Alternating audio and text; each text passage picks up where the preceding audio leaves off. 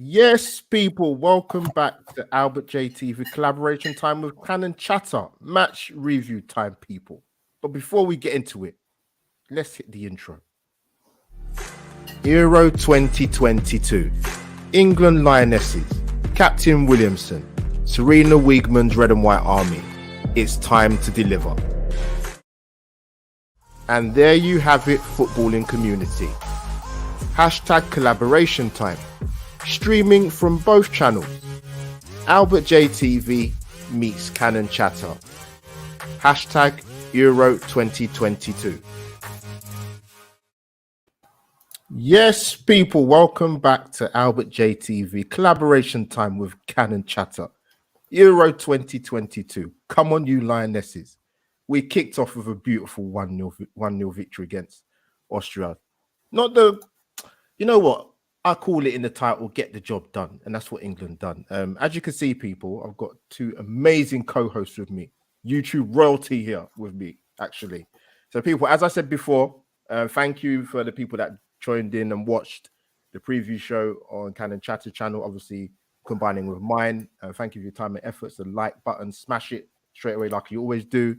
And great interaction in the chat. So people along the bottom of the screen, subscribe to both channels, Canon Chatter and Albert JTV. And like I said, hit the like button on my channel and also hit the like button on Canon Chatter channel as well. So people, let's get chatting. So welcome my fantastic host, firstly, Lottie Van Totti. How you doing, man? Yeah, I'm good. I'm a bit knackered from going all the way up there for the opening. But yeah, I'm all good otherwise. How are you? Yeah, hot, man. Of course, it's been a scorcher today, man. God, I've got a bit of a tan after today's long day at work. But listen, we moved, man. We will talk about this big tournament, and the atmosphere and the build-up was been immense. And we're gonna get your thoughts very, very soon about, because you obviously Lottie was at the game. Amazing atmosphere that transmitted through the screens. But before we talk even more, people, let's introduce the Queen of Penzance, my second co-host. G, welcome to the joint collaboration again. Thank you. Yeah, it's good to be back doing another show so quickly. And obviously just living on the hype of the other night now. The Euros fever has really hit now. It has indeed. What an attendance. Was it 68,871 that crammed in at Old Trafford? It looked amazing, I'll be honest with you, from watching it on the TV screens, man. But as I said to you, people in the chat, get your virtual waves in. Hello and welcome my esteemed panel here. We've got an amazing guest coming on as well. But just before we bring our fantastic guest on, look, I'm to you first, Lottie, because obviously you was at the game to soak in the atmosphere. And how was it sort of traveling from London to Manchester? What was the mood around the stadium before you went in? How was it? Traveling up, I did unfortunately get seated to someone who was an absolute pig. Didn't deserve the tickets he had, I'll be honest with you. Okay. It got to the point where I felt like I had to have a conversation with my other half about our players. I think that as much as I would defend all the England players, I will defend the Arsenal girls a bit more. But I could have easily given you and G those 2 tickets. They didn't deserve to be there. Oh, I'll be honest with you. Okay. Got up there, walking up to the gate, Adam and Matt appeared. I was like, oh, there they are. Sort of come into the station. It was really nice to see the effort Manchester actually put into it, because everywhere you look, there was the advertisements, the banners hanging the ceiling from the station roof. You come out, it's a massive welcome to Manchester, and all with all the Euro stuff around it. It was quite cool. Went to the first fan park in Manchester Piccadilly. Really, really good vibe. They had like entertainment, had all the songs going on. The fans were all intermixing. There was Germans, there was Swedish, Austrian and England fans all there, all sitting in the fan park. All the songs going and stuff. Like, obviously a few people been there a while, so they'd already started the party mood. We then moved on to jumped the tram over to Old Trafford itself. Coming round, Old Trafford looked like Old Trafford until you got round to the front, and then you saw the amount of effort that club has put into putting the Euro stuff up. Which was quite cool. They turned one of the massive car parks into a fan park. They had DJs, they had the little food stands and all the other bits and pieces. A lot of it was for the younger fans, like the kids, face painting, There was like a Lego challenge. You could sit there and do VAR, have a picture taken with the player of the match award trophy. Yeah. And yeah, it was all really cool. And there was also some like entertainment. There was I can't remember what, freestyle footballers. Basically, they can use the ball anywhere on their bodies, literally anywhere, and they get up onto the floor. I am making some content, so you guys will see this later on when I do drop it on the channel. And it was quite cool. Sweet Caroline was going beforehand. Yes. But the crowd was a bit mellow because it was still quite early. Because I headed over to the ground about 4:30, so I was really early. But the Austrian fans were in good spirits as well, which was nice to see. They'd taken over the Heineken bus that was there. You couldn't get on it. Literally, they were on the top of the bus with the film crew, and they all around the bottom, sort of thing, singing in Austrian. No idea what they were saying, but they looked like they were in really good spirits. Going into the ground, I went in there quite early. I kind of walked up and like it was about 2 hours before kickoff when I went in because I was upstairs in Sir Alex Ferguson's stand. I thought, let me get in. I'll go up and have a drink on the on the level I was sitting on. Sort of went up into the ground. The ground was empty, and you look across the pitch. I was sitting right across from the away fan stand, and that was really weird because that's where I sit when I go up there. I was up there in December. I looked across. They had like a DJ stand installed, the TV screen, which was quite puny, but that was the only place they could really put it, on the opposite side from Sir Alex Ferguson's stand. But yeah, as people came in, it started getting a bit more busy. And then they brought out Jaguar, who's BBC Radio 1's, one of BBC Radio 1's DJs, I think on the dance channel. She kicked things off, and it just picked up, and the atmosphere grew. England fans all started piling in, and it was just a general really good vibe around the ground. Just before Jaguar kicked off, the England girls came in, and what people were there, they actually made that stadium really, really loud. It just completely lit up because they walked in, and like I remember Ella Toone and Alex Greenwood went and stood in the circle, and they stood there and they filmed it as we all welcomed them in, which was, I think, it was a bit breathtaking for them being United players. But I couldn't work out the rest of the blondes on that pitch, unfortunately, who was who, because like they've all got the same hair colour. Unless you actually watch certain players week in, week out, like I do with the Arsenal girls, I can pick them out left, right, and centre. Or you're Chloe Kelly and you've got a nice bright yellow hairband around your head, you're not going to know. But yeah, no, it was really generally a good vibe. She got the crowd dancing and all that fun. There's like fan cams and all that kind of stuff, looking for the good dancers. The game sort of kicked off. Everyone's like usual. Well, back to the opening ceremony. It was really good. The only thing is, I need to watch it again because I was sitting behind the smoke. I was behind the team, so all the smoke came up into my stand and sort of gridlocked. But I saw most of it, but not all of it. I'd have to go and watch it again to see what it actually looked like from like TV point of view. Of course. But from what I saw before it went all smoky, it was absolutely brilliant. No, listen, it looked good from even just seeing it on the television screen. So yeah, it's I mean, I think the sort of image for me, I'm from come to G quickly before we bring in the fantastic George. Yeah, man. The thing I've just remembered seeing the girls in the tunnel. Leah Williamson looked like she had a game face on, man.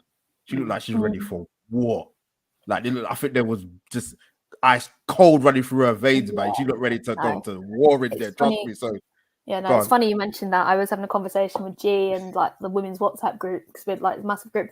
G was saying that apparently Leah in the national anthem couldn't actually look at her mum during that because she was going to cry, because where she was standing, her mum was right in front of her, and her mum is her biggest fan. So it's it was pretty incredible. Must have been pretty incredible for her, for sure.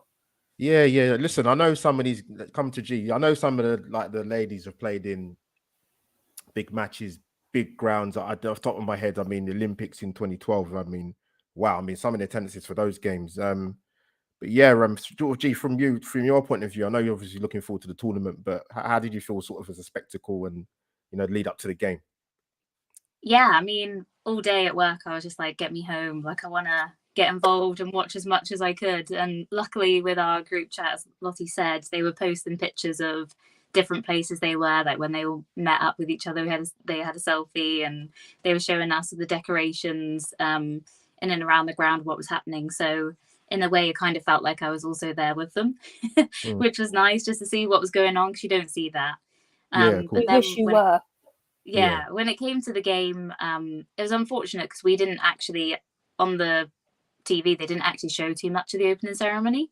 No. It kind of, the only bit they showed was when it was already full of smoke. So you couldn't actually see, unfortunately, you won't be able to see much of it back. Do you know what? Don't worry too much. I've got that all filmed. So don't worry too much. That's all right. Look, don't spoil it. Don't spoil it. Shh. But yeah, you know, so we didn't get to see, and then they kept going back to the commentary when it already started. So we didn't actually really see that. But yeah, just going on them walking out.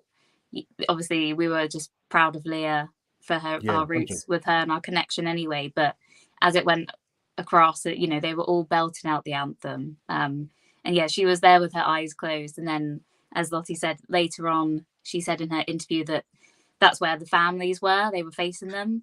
I mean, if that was me, I would have been gone. So she said she closed her eyes because she was literally looking straight at her mum, and it would have set her off. So and just personally, you know, obviously you all know that I've played since I was tiny. So I actually, watching it, felt really like emotional, because just the thought of this happening, it's been a long time coming, but at the same time, the game is growing quite quickly now. And yeah, just seeing what it meant to people. And, you know, I've had conversations with people I know from work and family that were all going to watch it. I even saw on my lunch break, I saw a guy, must be like my age, mid-20s. He was actually wearing the shirt that Lottie's got on with Ellen White on. And like, for me, being down here to see that was just like really special. It made my day. So I kind of felt quite emotional leading up to that moment of kickoff, really. But yeah, just everything about it was incredible, I think. Oh, well said. I've got the Kleenex ready for you guys here if you need it, but I think we'll be all right. We'll be all right. But no, before I bring in George, I don't know if you guys probably saw people watching this on YouTube and on Twitter as well. I thought a great thing I saw was it was at the end of the game. I think I sent it to both of you actually at the time, when the little girl was asking for Nikita Parris's autograph, and then the reaction afterwards was first class. That did the rounds on the socials. That was brilliant. That was brilliant to see, man. The excitement of the youngsters that were there. But people, we're going to bring in us amazing special guests. Albert, before you do that, I've got to say one thing that did come out of Manchester: best mead's on fire. Your defence is terrified. Myself, and Adam have been trying to push that at Meadow Park, and I must have walked into a bar after the game, and the England fans were singing that throughout the night. It was absolutely brilliant. So it worked, and I'm so pleased. So pleased for best mead. Well done, Van Tot. Well done. So now we are going to bring in our special guest, Clock End George. George, welcome to match review time, man. Cheers, mate. How are you? Not bad, man. It's good to see you, man. It's been a while, but of course, you had to get you on, man. This is a big tournament for the England Lionesses, and obviously we're going to dissect the 1-0 win against Austria. So our first question to you, George, really, we was eagerly awaiting the team lineup, and I must say, I was coming home from work, need to get my fresh trim before the game, not just for the game, but I needed the trim anyway, to be fair. But one thing we was kind of looking at was the team lineup, and I must admit, George, I've got to be honest. I thought Georgia Stanway would start sort of in the 10 position, and then we look at the lineup. Both Kirby and Georgia Stanway are starting, and obviously Alex Greenwood was on the bench, which is a big surprise to me. I thought maybe there might have been an injury there, but big calls already. What did you make of the team lineup, mate? Was you happy, or any surprises for you? Yeah, on the whole, I was happy, but I was more surprised that Greenwood was on the bench. I think it was G put it in our group, and I was like shocked when I read it. I had to go and check it on Twitter to see if it was true.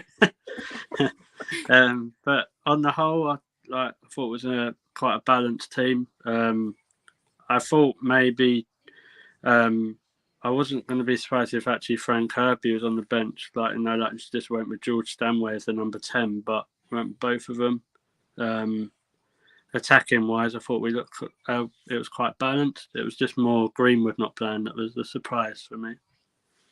Yeah, big time surprise. Before I bring in Lottie to pose a question to you, or maybe actually Lottie, maybe even to answer. Obviously, the team lineup was the main talking point before the start of the game. But yeah, listen, I've said this in terms of sort of the England sort of number 10 position, which is the dying breed position. But I said if you're going to play Kirby, then you play her where you played her in the opening games. Because I know people say like she might not stamp her authority in the game, but when you look at England's chances kind of created in that first half, she was instrumental to all of it. She actually got the assist for the goal. And obviously Stanway was in a bit more of a withdrawn position, sort of kind of a pivot with Kira Walsh. But yeah, Lottie, come in, my dear Lottie. Sorry, guys, I just lost the mute button there for a second. Right. It's also what I was going. Wait, hang on, where's it go? No, Frank Kirby was incredible. We know she's been out for most of the season due to health reasons, and I was one of the people who questioned why she was called up. And I think I've humbly been shut up now. Like, we know she's an incredible player. She was absolutely instrumental in best goal, which I was in the right end for, which I was very, very pleased about. But yeah, I'm happy for her to be starting. I'd have her starting every single game if I could, if her health allows it.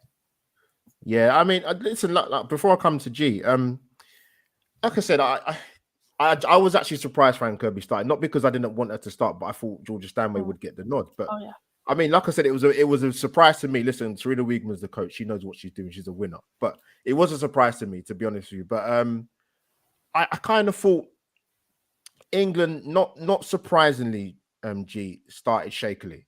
Listen, it's a home tournament, first game of the tournament, massive crowd. First 5 minutes a bit shaky. Austria pressed well in the first half, but even I thought, I don't care how fit you are as a football player, you cannot press for 90 minutes. But so they kind of, I think with Kirby, they their main player for Bayern Munich, as it's Sarah Zadrazil, for Austria, was very, very watchful of Frank Kirby. Even the touches Frank Kirby, wouldn't say she's in the game loads and loads in the first half, but the pivotal moments she was there. What was your thoughts about Frank Kirby and the lineup? Sorry, as well. Yeah, I mean, obviously Greenwood missing out was the biggest shock, really, just because I always thought she works the best alongside Millie Bright, and her distribution as well, the set pieces she is always involved in, always takes the corners. So it's not like she is a reserve type player on the pitch. She is very involved when she's on the field. So yeah, that was the only surprise really. But for me, I would have had her in the back and then brought Leah Williamson in midfield instead of having Frank Kirby there, to be honest. And I know they're not the same type of player, but she's played there in that system without Frank Kirby, and all three of them have worked so well. Yeah, I didn't realise Kirby actually did assist the goal until I saw the replays and realised. But I was quite critical, especially in the second half. I mean, I think it really did sort of show her fitness and her fatigue was kicking in, because there were times where the ball was not far away from her and she just wasn't getting there. So it got a little bit frustrating, but I wasn't surprised when she was I know there was a triple sub, but I wasn't surprised that she was the name. So it'd be interesting to see if we keep going with her and if she's only going to play the likes of like an hour or 55 minutes an hour each game just for her experience. I don't know, but yeah, maybe I would sort of, I know I'm just not too much of a bigger fan of her, to be honest. And I think after all the time that she's missed, and players have been playing week in consistently, and they also have the same experience, so it's not like she overpowers that side. But yeah, whatever the manager wants is obviously the best, better than what I can think. But in terms of Austria, I thought they were actually fantastic throughout. And a slight nod to an Arsenal player here with Laura Reuter. I thought she actually handled Lauren Hemp so well. Well said. Yeah, we've not seen her too much yet with Arsenal, and she's been a bit ropey, trying to adjust and everything. But I think for her country, she was pretty outstanding. And Austria as a whole, they pressed everything together. They did everything as a unit. They were always there to cover each other. And they just didn't take their foot off the pedal. That's what made it such an exciting game, really. Well said. Lottie, come in if I think you might have a question for George, possibly. George, what did you make of the game in terms of from like Manu Zinsberger's point of view? I think she had a brilliant game. She let Mead get past her, but she did not let any other WSL player get past her. Yeah, I thought she played quite well, to be fair. Like I'm quite a big fan of Zinsberger anyway. So it was just gutting that she had to play England the first game. But yeah, I thought she played quite well. Like you say, like Beth scored her goal, but the other chances that she had, she kind of dealt with them quite professionally, really. Yeah, no, she was very, very, very, very comfortable. Yeah, I'm gonna. G, do you want to come in and ask George something? Yeah. Just interested, George. How did you watch the game? Was it through BBC or were you listening via the radio? Good question. So I listened to the first half on the radio because I wanted to try and compare what the major difference between the radio or the TV, and to be fair, it wasn't really much. It was pretty similar, like before the game in the first half, like with the opening ceremony, you didn't really get to really hear much about it. They just went straight on. With the Talk Sport version, they just went straight to the game. Yeah. But they actually had Lisa Evans and Leanne Sanderson doing commentary, so that was pretty interesting. For I've always said I'm not particularly a huge fan of Talk Sport on other games, but when they've done the stuff they've done with the WSL, and then yesterday's game, was it yesterday? I don't know what day it is today. Tuesday. So all the coverage they've done, I have to give them credit because they've pushed it quite a lot. Talk Sport, and for me, they've pushed it more than the radio side of the BBC have. So yeah, that was quite good. And in the second half, I was listening to it on the TV. I was really nervous in the second half. I was like, I can't deal with this. I think I remember saying I think it was talking to Jonesy, I said, if the Euros is like this, I'm going to need about a few shots by the end of it.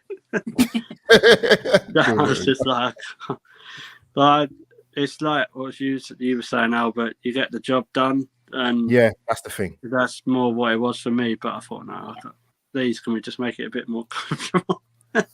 Yeah. So, George, great stuff. Great stuff. George, I'm going to ask you another question. I'm going to also want to get Lottie's thoughts and G's thoughts as well. Obviously, we get the goal with Beth Mead, but I think I heard the stat, if I heard this correctly, during the game.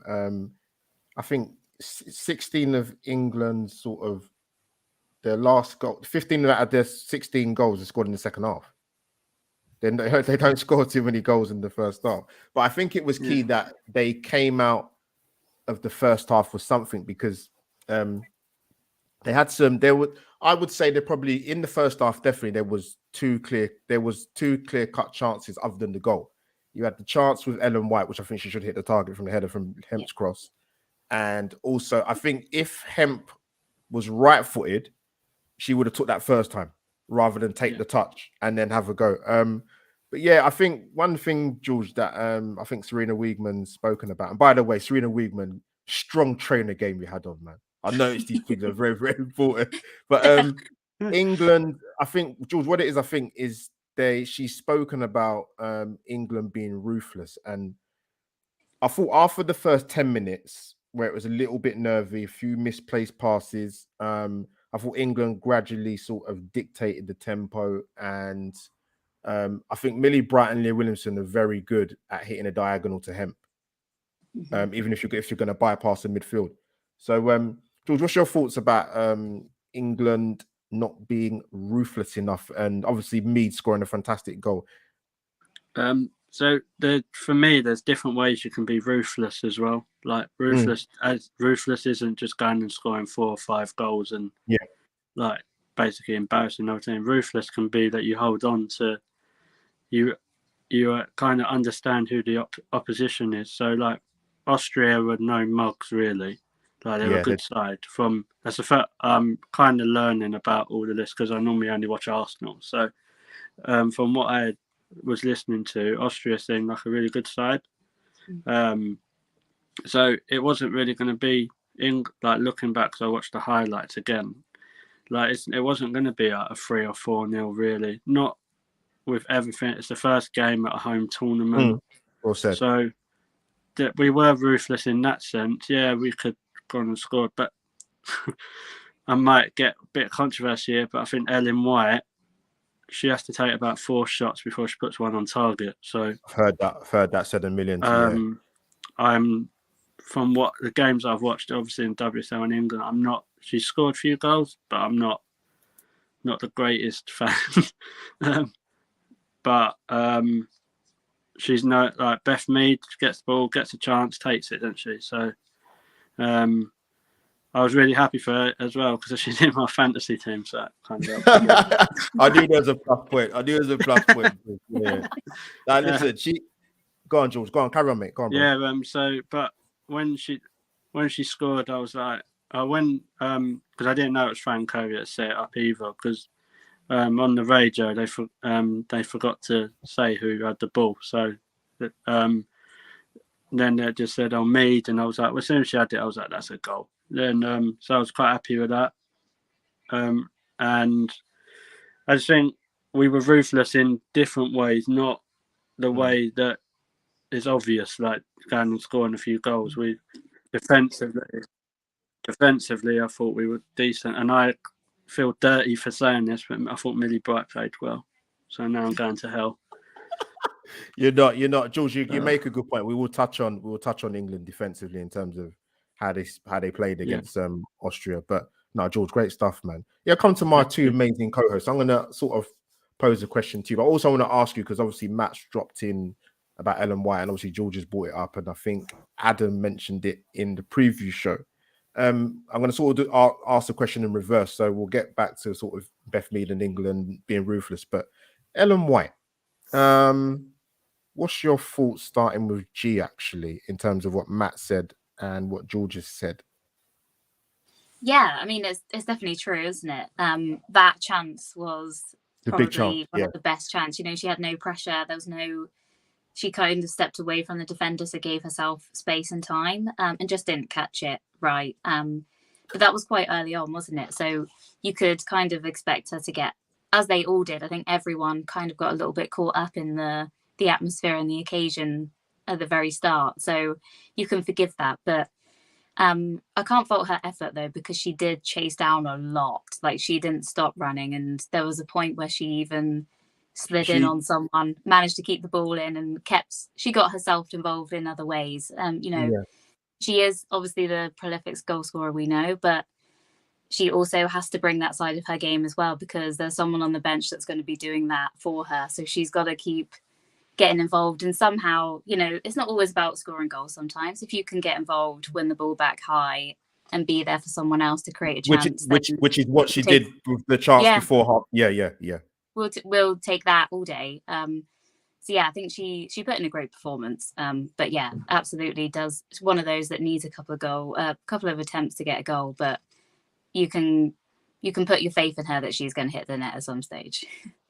Yeah, no, of course. You make a good point, G, before I come to fantastic Lottie, that because it's tournament football, sometimes you don't, depending on who you're playing against, really. But like I said, because it's tournament, there's about, including England, about 5 or 6 nations that can win this tournament, to be fair. And someone's mentioned it in the chat about, dark horses. And so, Lottie, coming to you, like I said, I didn't know the stat in terms of England slot, like 50 of the last 16 goals come in the second half, which is, you don't want to be a second half team. You don't want to be like the men's team. So yeah, in terms of Arsenal, I'd say more so. I don't think it's a major problem now. because like I said, George mentioned it before, you know, it's about getting the job done as put in the title in terms of the show. But that's one thing I think England, you know, they're gonna have to do that against Norway, because that's gonna be a different game. You know, you get one chance, you might even only get 1 or 2 chances, you've got to be ruthless. But yeah, what's your thoughts about that, and more so probably the Ellen White sort of question marks, should I say? The thing is, Ellen White she's always been like that. You watch her past tournaments, you go back to the Olympics, she's always been that and been like that, and eventually it will hit the back of the net. But in terms of tournament time, you haven't got that time, so she needs to be hitting it on target and getting it past those keepers. Because I was expecting Russo to start. A lot of people have been calling for her. But because she's a United player, I thought it would be a point made. Okay, you start. We'll bring on Ellen White later, but she didn't. In terms of England being ruthless, I think people need to remember that for the last, since maybe September, the last few qualifiers, and there's been international friendlies, we haven't faced teams that are actually challenging enough. You look at 10-0. You look at the scorelines, and that can tell you everything you need to know. Our first real challenge was the Arnold Clark Cup. I can't pronounce that properly. I do apologise. It is a tongue twister. Yeah, it is. Yeah. So that was our first real challenge, and for us to beat Germany, I think that should tell you all you need to know about the England women. And then we went on to beat the Netherlands for the first time in 10 games. Yeah, for sure. That was fantastic. Then there's the other friendlies as well. Belgium took us a while to get into first gear, but then Switzerland, I didn't really watch that game, but it sounded like it was another repeat of the Belgium game to me. But I just think people are passing judgment way too soon in terms we're not ruthless enough. I mean, Leah at the back during the season for Hoffenheim, Leah absolutely put Nicole Belia in her pocket, and she did the same at that England game on Wednesday night. Nicole could not get away with her, could not get round her at all.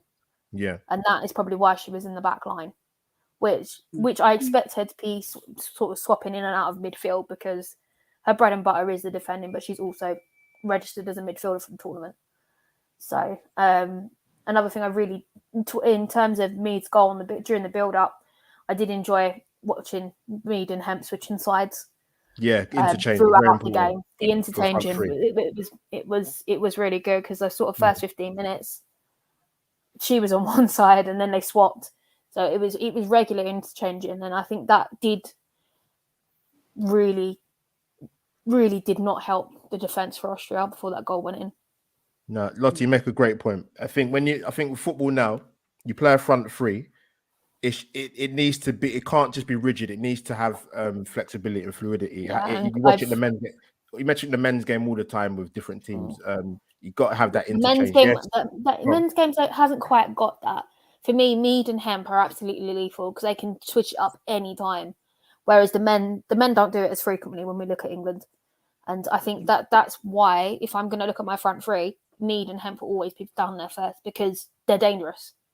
And they're going to be there to either score or assist whoever's up top, whether that be White or Russo or someone else. I meant more. Sorry, I meant to be more clear. I meant more in terms of club football, not internationally. Sorry. No. Even at club level, name me a pair of forwards that can do that in the men's game. I would have said the Liverpool front three, but they don't exist anymore because Mane's gone to Bayern Munich. But yeah, well, you can't use that. So no, but like as frequently as they do, there is no men's team that does that. That's it. I mean, I watch a lot of football, but I can't. Yeah, they do it a lot. Yeah, City. Yeah, like Mahrez or Sterling, if they're not there, you can see people like Grealish when he plays. So I'm not saying to that level, but that's probably the closest I would say. Yeah. In the chat. Sorry, G, come in, G Money. Come in, G Money. Yeah, just a quick question. I'll go obviously to George first. I think it was around the 65th minute, potentially, maybe before. Serena made a triple change. You're right. It wasn't just any change; it was a triple attacking change. which we would never seen in the men's game at this point, because we always have to keep certain people on at all times. But George, what did you feel like when she brought on obviously Toon, Russo, and Chloe Kelly? What did you feel about that attacking sub? I was happy with it. It's funny you mention it, because I was watching it with one of my other mates in another group was watching it, and both of our message went through at the same time to each other, and we said, "You wouldn't see Southgate do that, would you?" Yeah. Good point. That's the point. I think it just shows the positive intent that Serena has. Like, yeah, we were winning 1-0. Like, if I'm honest, the ruthless thing I don't understand, to be honest. But I understand what they mean, but I don't, because realistically, if you look at it, like we've spoke about the men's game, when England got through the group, they only scored 2 goals. So, but with those subs, it just shows the difference in options that we have. Especially like with Russo as well. Like, I think she's really, really good, and like I was thinking she might actually start, but like Lottie says, Ellen White's the one who's been scoring, but just shows the different options we have, and like we actually have a squad. We don't have like 12 or 13 players that are really, really good. Do you think it also shows a bit of ruthlessness from Serena in the fact that you might be the top scorer for England for the women's side, but if you're not performing and we're going to need something different, she's not afraid to then take you off and switch it up? Yeah, I do. I think she shows ruthless. That word. we know.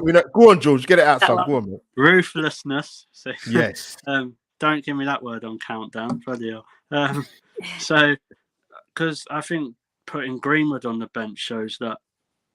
To be fair, like, so it started before, because a lot of people were shocked that Greenwood weren't starting.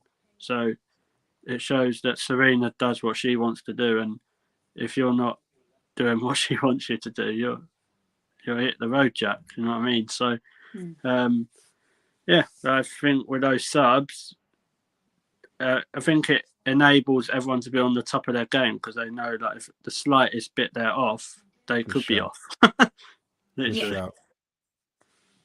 Yeah, absolutely. Go on.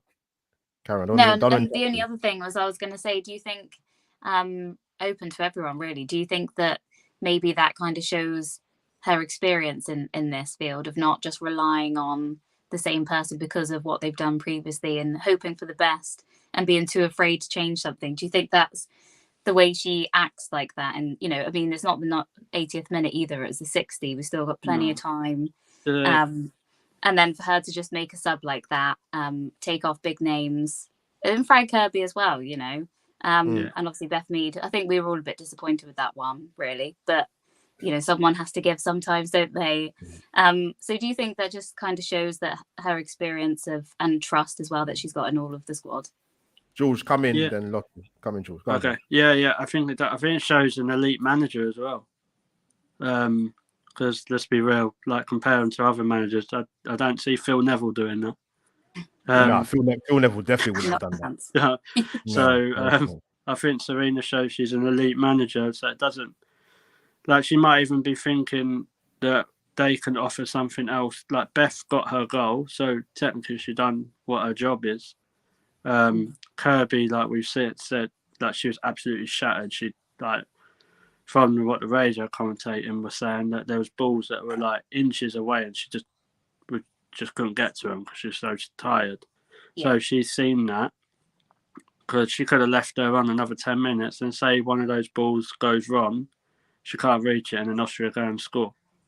So her foresight in the game, doing all that and bringing on Russo and was it Toon? I can't remember.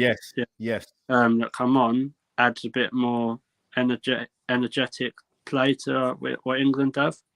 So I think it just showed, like, she's got a bit. I don't think she's lost the game yet, so she's got something special about her.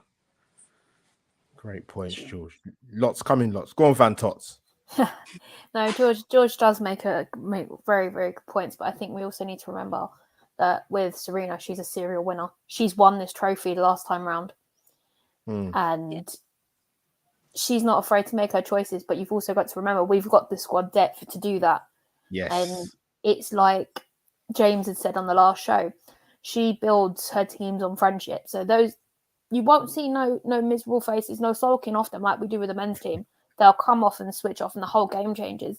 And when those changes did come on, it was like a new wave of energy, and it caused even more chaos for Austria. And they still brought the game to us, but not as much as they did from where I was sitting. I also think that, how do I put this? Hang on a second. Go on.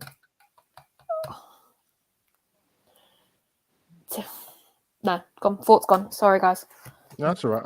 I'll come in. Miserable faces because Emma Hayes ain't there. That's why. I don't think she's part of the BBC. Yeah, I'm not no, sure. She's not even doing the commentary. Actually, George, can I ask you a question? Do you know if Jonas was commentating on the BBC? I'm just wondering what his commentary was like. How was it? He was in those who were listening. He wasn't commentary on the game. He was in the studio type thing. In the studio, okay, cool. And he was very before proud the game, so I saw him before the game, so it was quite cool. He was out just outside the fan box where I went in, so we caught him on the way in. I'll tell you who is a good woman commentator is Leanne Sanderson. Like, if anyone does get the chance, she talks about 100 miles per hour, but she does. When she does, like a friend of mine knows her, and like she was and apparently what they were doing with this women's Euros, they're pushing all the people. So like Lisa Evans, Leanne Sanderson, there was a couple others because they're apparently pushing them for the WSL this season. So it's like a new initiative or something. But Lisa Evans was actually quite good when I was listening to her. And Leanne Sanderson, she's not biased at all, apart from when she talks sport. She was like, when Beth scored, she was screaming her head off. She said, "That's my girl." I went, "Oh." Nice. That was quite funny. That sounds a bit familiar, to be fair. But Jonas was on. He was like in the studio bit, but there's talks of him actually going to do one of the commentating for the radio. So if he does, I'll keep you guys posted.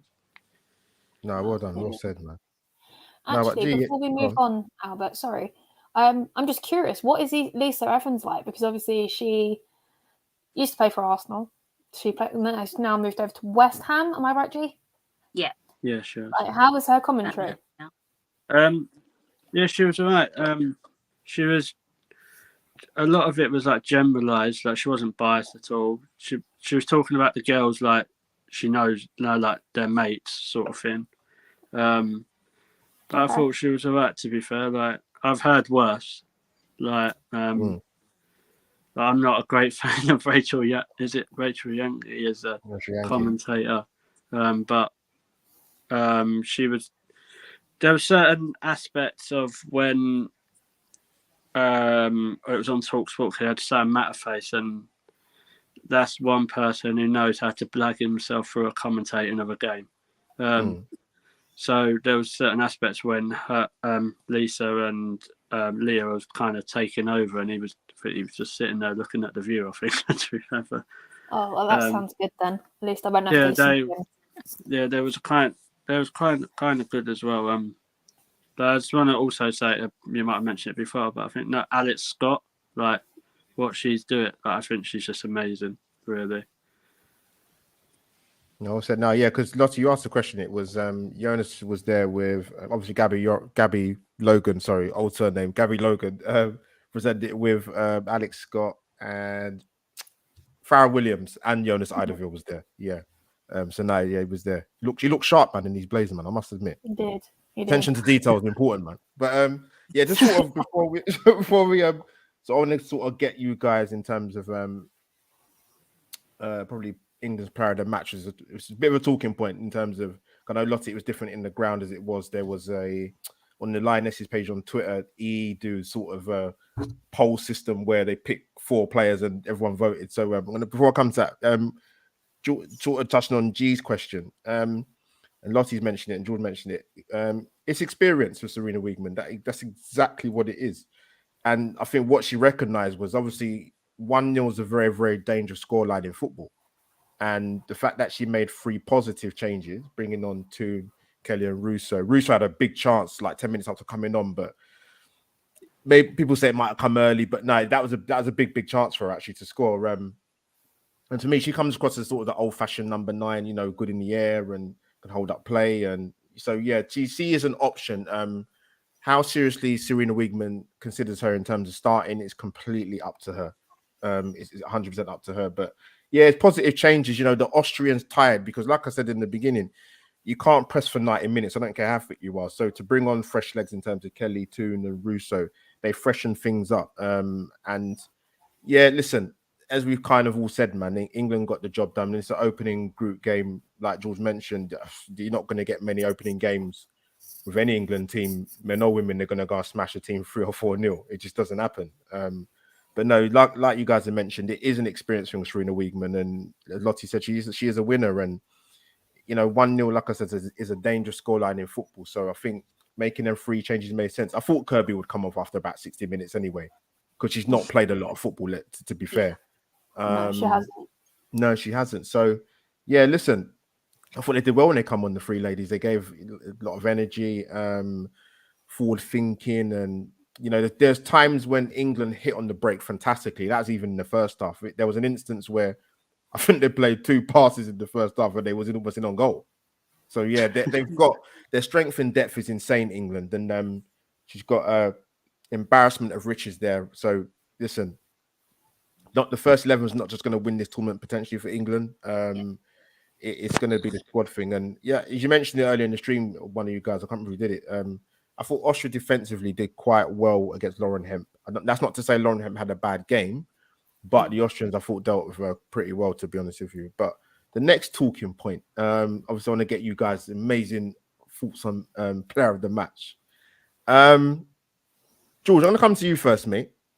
Yeah. I'm going to get an image on the screen. It was basically... Actually, no, I won't get an image. Yes, though I will actually. One of the players... Make your mind up. One of the players in particular, I will get an image up because I'm going to bring her up on the screen. It's the heat map of Georgia Stanway. I want to know what your thoughts were in terms of how she played and how she affected the game. I thought you were going to ask me about Millie Brighton. That will come up. I thought Georgia Stanway played was really, really well. Obviously, I was quite happy to see her playing because I wasn't sure if she'd be put on the bench, because it was either going to be her or Kirby for me. But I thought she controlled the game quite well, and she was just involved with everything, really. And you can see why Munich have gone and got her. But I thought she was definitely a candidate for that player of the match. So. No, good shout, because it was George. Following, it was her. It was George Stanway. It was Millie Bright. It was Beth Mead, and it was Kira Walsh. Lottie, I'm going to come to you. I'm going to bring up the heat map on the screen. Audio listeners, you just have to go along with it when I do put it on the audio. But just listen. Lottie, this is the heat map of Georgia Stanway. What I thought she did well, just before I get your thoughts, is particularly sort of in the first half. One thing she's very good at, she makes the late runs and gets into dangerous areas and breaks the lines, which is what she's very good at. Not just centrally, but getting into wide areas and providing the extra body. What was your sort of thoughts of her performance on Tuesday? On Wednesday. Wednesday. No, she had a brilliant performance, but for me, she wasn't my player of the match from where I was sitting. I do feel, although she had a phenomenal game and she was doing, as you said, breaking the lines and making those key passes, I do feel someone else should have got it. But it's social media voting, it's people at home. It's very different experience from what you see in the ground to TV. I feel sometimes. But she had an immaculate game. I haven't got any complaints about her at all. Just to clarify, people, it was Fing got the award. It was Millie Bright got it on the lionesses. They voted for Millie Bright as player of the match. But Stanway was obviously one of the leading candidates. But yeah, I thought she played really, really well, man. I sort of come into G, one of the other people that was obviously, and I'll get George's thoughts obviously as well. Millie Bright, I thought she was colossus. I thought every aerial battle she won and dominated. And like I said, she's got that ability to hit a fantastic diagonal pass, which Leah can do, whether she plays in the back four or if she plays in the midfield area. How did you see sort of Georgia Stanway's performance, obviously, and some of the other contenders for your player of the match? Yeah, I mean, just touching with Stanway there. In the first half, she got involved attacking Lee quite often. Does that make sense? She was always forward. I think part of her game, sometimes you'll hear her name quite a lot and you'll see her quite a lot. And then the second half, she goes more defensive and does the tucking in jobs. You don't really hear her name too much, but she's still doing the work. She linked up really well with Beth Mead in the first half, I thought. And you can see from the map there, she went down the right side quite often. Naturally, just sort of drifted out. But she's not really. She does get goals, of course she does. But for me, she does a lot of the, as I would say, cleaning up. She's there. If someone loses the ball, she's pretty much there to sweep up and keep it going, keep the ball flowing and everything. So yeah, I think she did have a really good performance. There wasn't many points where she sort of gave the ball away. There were a couple, but the same for everyone. But I do have to agree with Millie Bright being player of the match. Yeah, they voted for it. Yeah, they did. Yeah. She was always there, as always, with a strong head to clear out. You never really got nervous when a corner or anything came in because she was performing that well. You knew that she was just going to be the one to put her head on it and clear it. There were a few in the first half. There were a few clearances where she kind of sliced it and they went. The ball went out a little bit, but as we've all said, it was just how they all grew into the game. Those things were going to happen. But what I feel like is she's the strength, and she's the blocker, the clearer, the header away. Whereas when next to her, Leah or Alex Greenwood, they're the ones that are faster. So they'll pick it up and off they go. And I can't lie, she was putting some pretty good crosses up top as well, to be fair. She was putting it out to him a lot. So yeah, every part of her game was really good. Rivalries aside, in the club level, you got to stick by everyone in international, and I don't think she put much wrong really. And she's a guaranteed starter, isn't she, as well? So sort of speaks for itself, really. Well said. George, before I bring you in, one person, we've got to get your man right, but player in the match. Sorry, one person who I absolutely adore, as I've said of many streams in terms of women's football, and I call her the Alexander Perlow of the women's game, is this young lady coming up on screen, Kira Walsh. And just a few facts there, people, audio listeners as well. Let's have a look. She 59 passes, 53 successful passes, 4 tackles, 2 interceptions, 1 and 71 touches. I tell you what I love about Kira Walsh, man. Her passing ability is insane.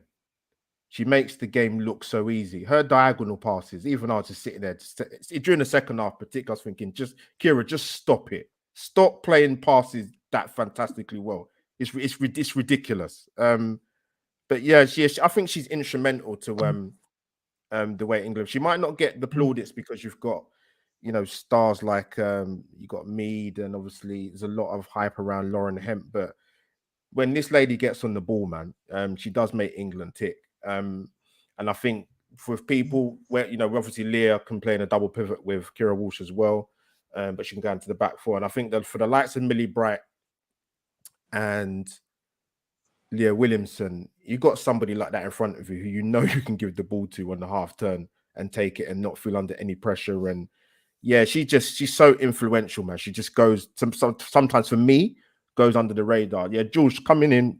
What's your thoughts about Millie Bright, and your player of the match, and obviously the queen of the midfield, Kira Walsh? We'll talk about Millie Bright first. Go on. As an England fan, because she's I thought she was absolutely solid. I feel dirty saying this about Millie Bright, but you have to give credit where it's due. Like when we needed stuff clearing, she was there. I agree with like whoever's next to Alex or Leo, they're the ones who are moving us forward. But I have to give credit where it's due. Like Millie Bright, she does what she's there to do, sort of thing. But I wasn't worried at all. Like when listening on the radio, when the balls are coming in, it was just her name all the time. So yeah, she's one of the first names on the team sheet.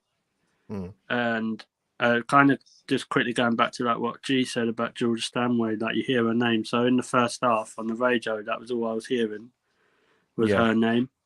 But then when on the TV, it was not as much. So obviously not being able to see it, I wasn't sure if she was not involved in the game as much. But obviously hearing you guys, obviously it's just where she's more defensive.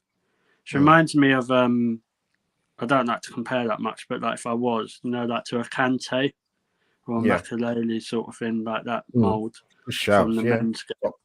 Top so player of the match, I'd probably have to say it was probably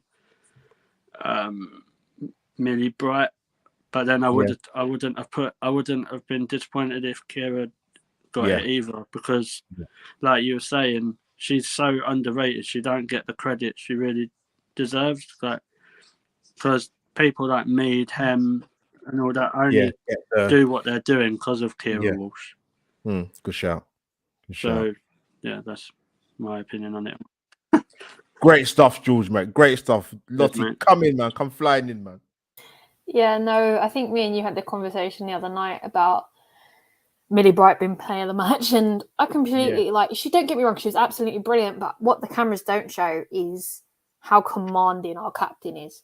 She was organising everybody behind the scenes. Like, might have seen glimpses of it, but it was there for the solid 90 minutes. Millie Bright took every single direction from her. So as much as I want to give Millie credit, I've got to give it to Leah as well, because she led that team more or less. I just don't like her because she plays for Chelsea. Huh? I just don't like Millie Bright because she plays for Chelsea. That's what George, me and you on the same page. When you were saying that, I was sitting on the screen stuff. smiling. When people talk about Kane in the men's game, I'm like that with her.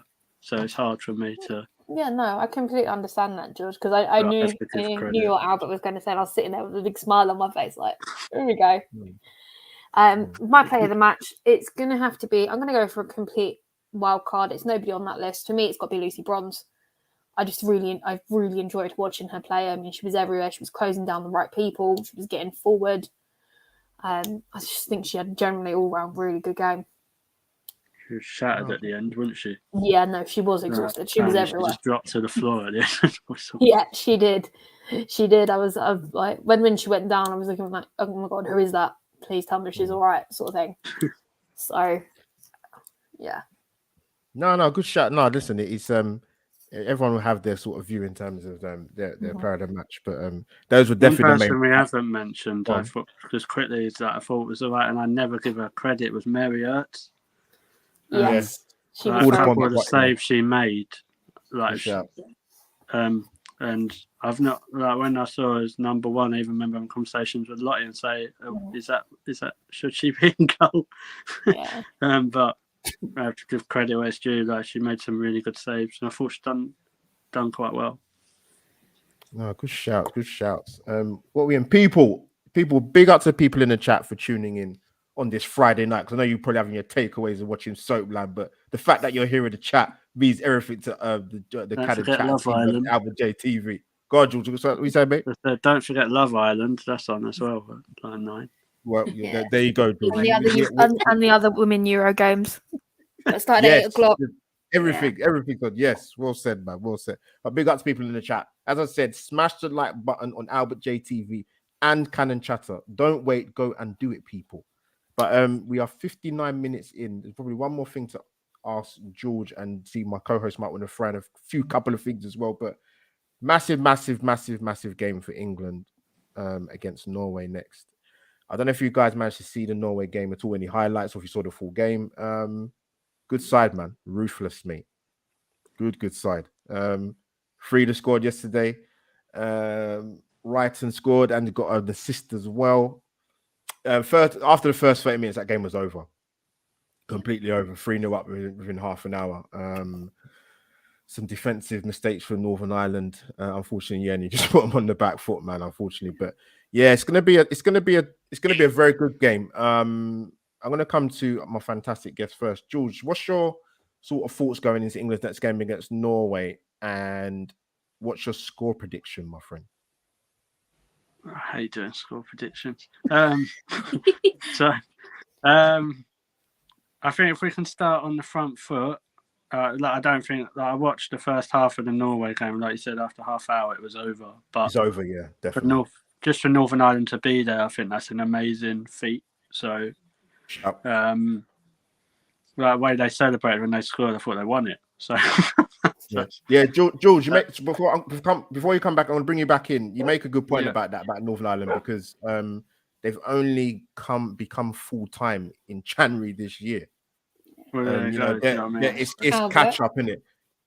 Albert, can I just add to that? I think you also need to remember with the Northern Ireland team, they've all got part-time jobs. They're all there's NHS workers in there, there's teachers, there's business owners, and that's what they do when they're not playing on the pitch.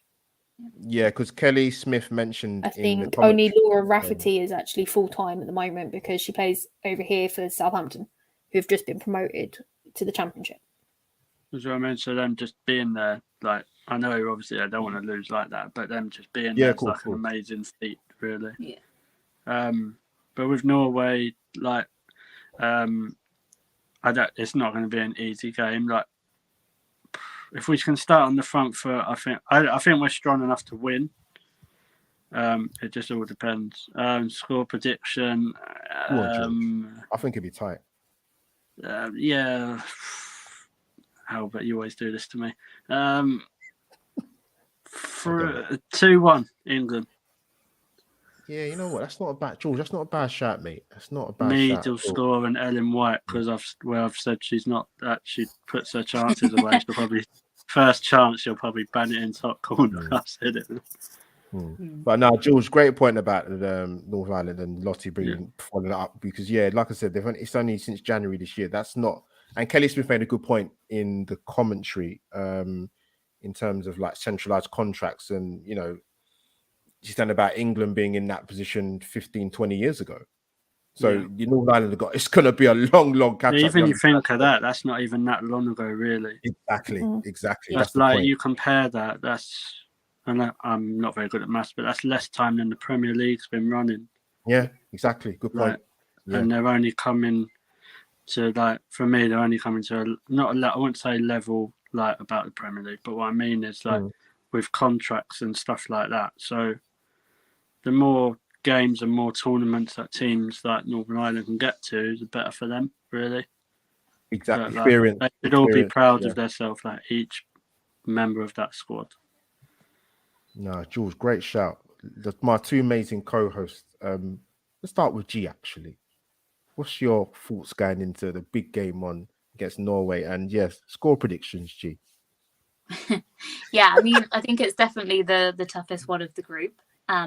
You could tell by last night that they're going to come out quite fast and take the game to us. So I think what we have to do is settle into the game as quick as we can, absorb some of their pressure, but stay together and take it. And maybe it might be a case in the first half of sort of trying to hit them on the break, potentially. I know that's not how we normally play. We normally lead it, but this is a team that's very organised as well, isn't it? So we're up against probably a like for like, I would say, in ability, some of the players they've got, some of the players we've got. So yeah, we're just going to have to, it's going to be one of those you're going to have to grow into the game, just settle in, keep the ball as much as you can, create the odd chance. But the most important thing is taking those chances.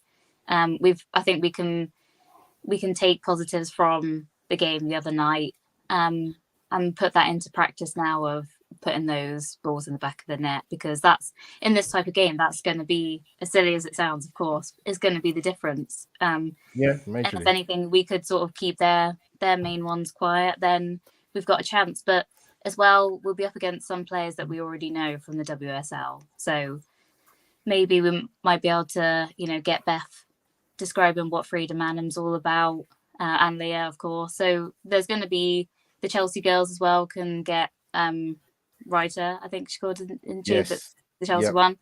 So there's that knowledge that we can put into our game as well. But yeah, it's going to be a tough one, but I think it's going to be a very good game as well. We saw the other night.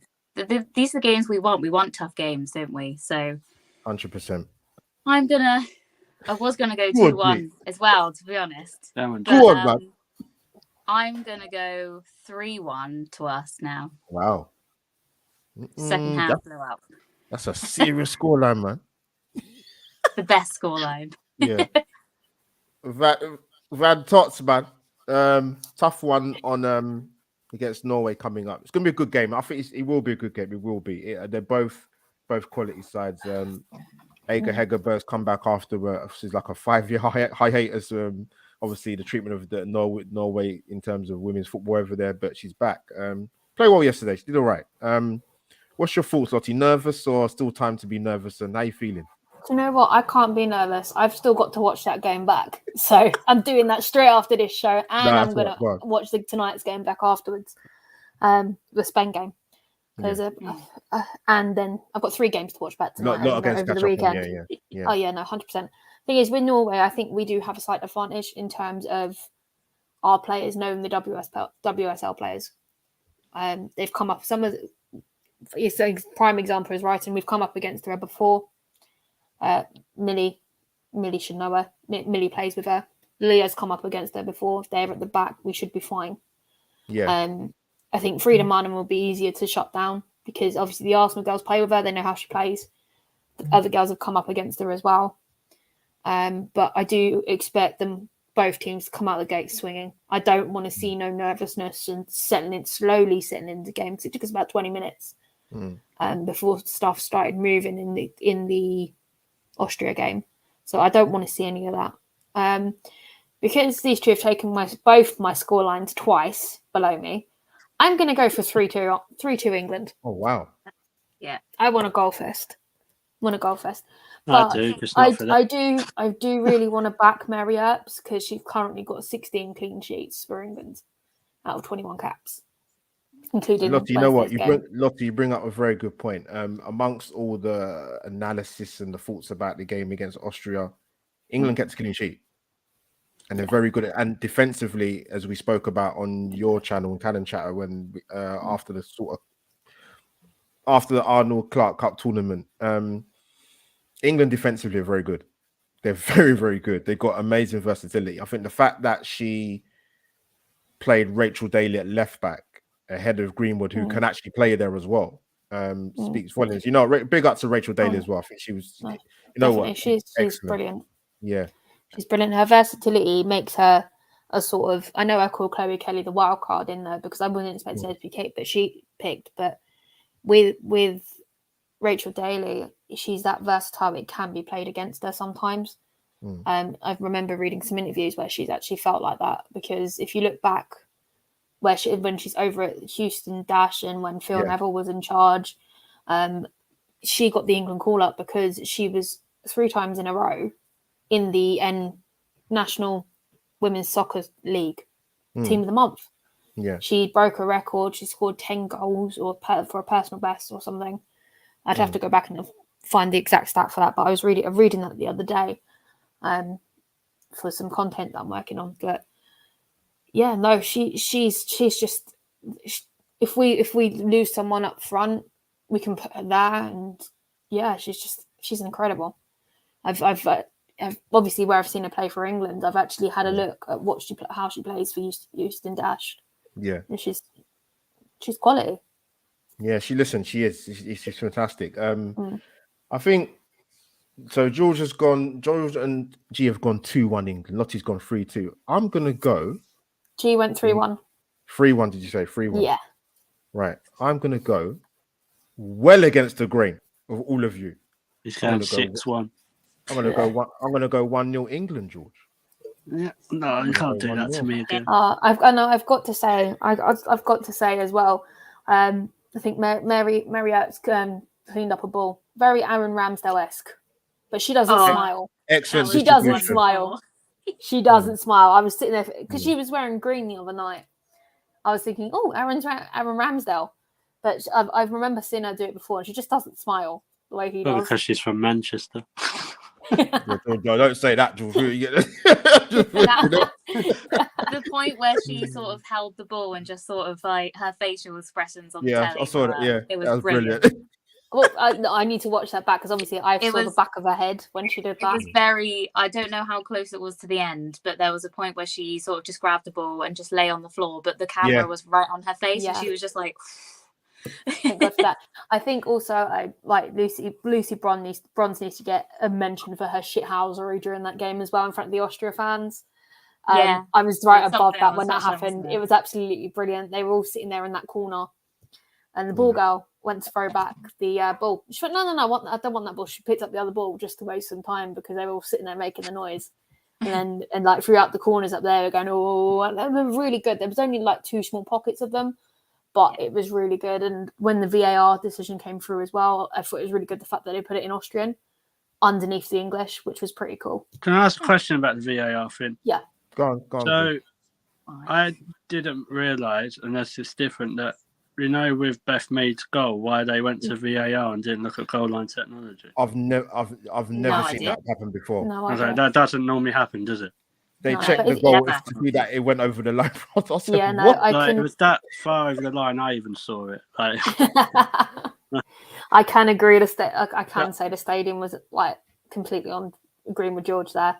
Like the whole. I used to think the men's boos were really loud when that happens, but I've never heard it that loud. I just didn't know. There was a lot of unhappy England fans when that happened. It just killed such a great moment, didn't it? The celebrations, the place went wild, and then it kind of. I was in the middle of jumping up and down. I went, "Oh, what?" Yeah, because originally they said they were checking for offside. So I was like, "Okay, cool." Yeah. Then they said, "No, they're checking to see the ball went over the line properly." I said, "What?" You could see the ref go to the watch and say, like, yes, it's a goal. There you go. So it wasn't like, oh, I'm not sure, then we'll take a look, which you could. I didn't even know on the radio what was going on. Like, they was like, what are they checking for? Yeah, no, the thing is, like, the only thing with I've got to complain about VAR, they didn't tell us why. They just put VAR on the screen. So I didn't actually find out what the reason was until I actually went and looked online. I was surprised I saw VAR at Old Trafford. I was like, shocking. It does work. It does work. I was there. Shocked me. I was sitting down when I saw that. I was like, but no, that's like on the. Like I was saying, I think I was on the Sam and Jones in, like, and I was like, well, that's about 3 foot over the line. I can even see that. Like, it's like, what are they checking for? Like, you can't even. You're not even. Well, I didn't even think VAR was there for goal line technology. I thought that's the whole point of goal line technology. Yeah. The one thing it should be there for, and you're still checking that. I was like, wow, that's interesting. Yeah, no. With that, from where I was sitting, I saw the ball go over the line, then it was kicked out. So I don't know what they were looking at VAR. It was over the line, and then whoever cleared it. Yeah. Madness. But people, we've come to the end of the review. But no, big up to the people in the chat, honestly, particularly for Friday night stream anyway. Because most people are probably out. But no, you thought, you know what, we'll stay in and watch Canon Chatter and Albert JTV do the match review for England v Austria. But big up to people in the chat. George, thank you for being a brilliant, fantastic guest, my friend. Great to get you on. Thank you for having me. George, tell the amazing people where they can find you, mate. I'm at home at the minute, but if you want to come around. Give yourself a plug. So you can find me at Clockend George and probably see me with a lot of opinions on stuff on Twitter. It's not hard to find, to be fair. But yeah, you can find me there, or don't know where else really at the minute. So and big and plug on your channel as well, mate. So obviously my channel at the minute is called at Official S-Mania, but we're doing rebranding and we're back next Friday. So cool, good shout. People, we was going to be back today, but I cancelled it so I could come here. So hey, big up, George. People, as you heard the man say, go and follow him on Twitter. The handle's going on the bottom of the screen, And also, I thought you said don't follow him. Then I was like, oh, no, I'm not going to say that. No, I wouldn't do that, man. You're mad. No way. No, of course, man. George, much love, man. Thanks for coming on, man. Great stuff as usual. And obviously, my two amazing co-hosts. Yeah, of course, man. My amazing co-hosts, the Van Basten of Penzance. Tell the people where they can find you. I'm going to call you that football from now on. Yeah, I do. Yeah, on Twitter is at LilTrigger2, and also part of the Arsenal Fans Forever TV YouTube channel. So if you follow the Twitter, you'll be able to find the channel details through that as well. Yeah, nice to be back with you all, and it's exciting. I can't wait for the next game. Well said, my Penzance. Well said. And of course, last but not least, Van Totti. Big up the Cannon Chatter people, man. Has he just made that name up on this show? No, Albert always called me that. Always. You better be careful, mate. She might get a transfer move in this window, the way it's all going. She won't. In the midfield. Anyways, go on, Lottie. Plug yourself and the channel and everything else. You can find me on Twitter. Usually either talking nonsense about the men's or the women's teams. At Lottie_B10. It's 2 eyes because normal spelling's been taken. And you can also find me on Cannon Chatter. The new women's season's coming. The Arsenal Ladies show will be back, which I'm quite looking forward to. Also got Road to Stadium Australia with my co-host down there coming up. We've got international break coming up in September. So we will be continuing our journey on that. And you can occasionally find me on the men's shows on Cannon Chatter TV. Yes, multi-talented Van Totti, man. People, check it out. Come on. But no, people, as I said, smash the like button on Albert JTV and, of course, Cannon Chatter. Subscribe to both channels, people. We will be back for another joint collaboration for the match review for England-Norway on the 13th of July. We won't announce the guest yet because obviously things can change. People know with YouTube and later, but hopefully we'll have got a fantastic guest coming on to join us for the review show. And just to point out as well, me and Lottie are going to a game on Tuesday, Spain-Germany. Lottie can tick off another stadium to visit. The last ground in the Premier League. Listen, yeah, looking forward to it. Look, Spain are a very good footballing team. I watched a little bit of the game today. Excellent. Yeah. Wow. Even with the main lady not playing anymore. Yeah, but you've always got the choice of Bon Marti as well.